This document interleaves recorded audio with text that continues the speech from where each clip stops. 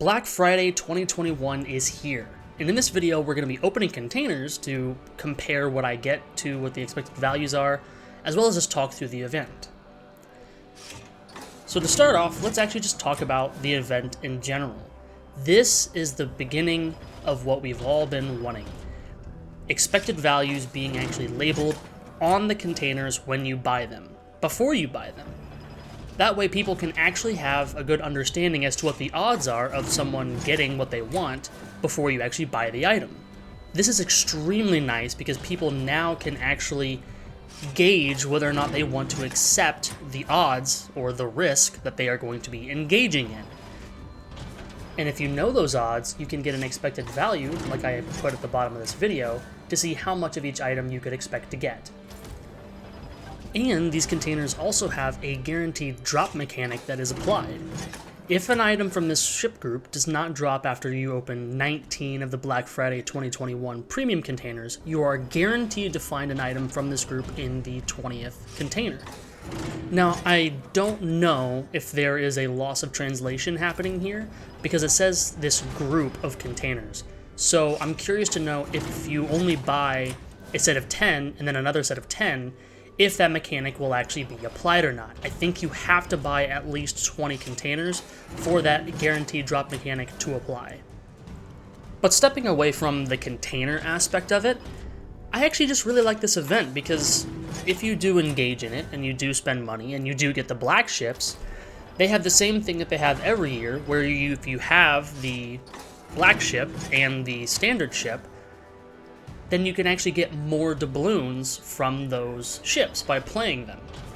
For instance, this year with the pair of black and premium ships, you can get over 11,000 doubloons by playing 5 battles and winning them. Another side to this is that you can actually use the ships that you get from the Black Friday event for the New Year's event, for the snowflakes. And sure, it's not that much, it's not going to be game-changing in the amount of New Year's snowflakes that you obtain and the resources that you get from those snowflakes, but it's still something. For instance, you can get 750 coal from the black tier 6 ship, and 75 steel for each of the tier 8 and 9 ships that you get. And then for the Yoshino, you can get 1 New Year's certificate. And then we just have the topic of the fact that you can get a tier 10 for basically doubloons out of these containers. Now yes, in the past we have had a tier 10 that was available for sale in the premium shop, the ARP Yamato. But this is different, because the ARP Yamato was available to everyone. You know, you didn't have to do anything, you just had to play through the ship line and get the Yamato. And then the ARP Yamato was accessible to everyone as well. So you kind of have 2 ships that were available to everyone already, which is why I think that their stats are very, very, very similar, because they have the same populace playing those ships. But the Yoshino will be very, very different, and I'm really excited to see how this pans out for this ship, because the Yoshino, as we all know, is available in the armory for 248,000 coal. So in order to have that much coal, you have to be a pretty seasoned veteran of the game to obtain that ship.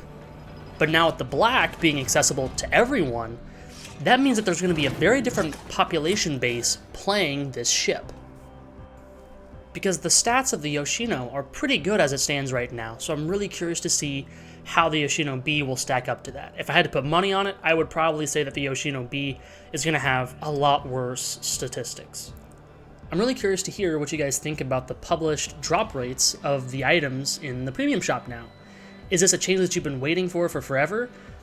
Is this something that's going to not change how you interact with premium shop items? Or is this something that's going to actually encourage you to maybe tempt you to buy some crates this time or in the future because of that added transparency of the drop rates? But that's where I'll end it. Have a good one, guys.